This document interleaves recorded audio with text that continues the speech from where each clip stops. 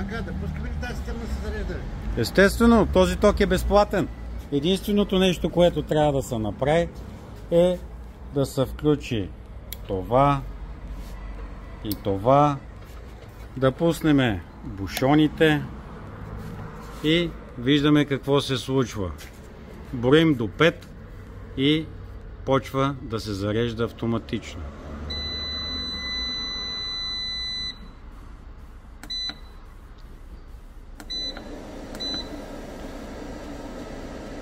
Ето го. Сега в момента получаваме киловат и 300 вата от 4 панела и зареждат батерията. За повече информация, град Пловдив, Пещерско шосе 90 или на посочения телефон.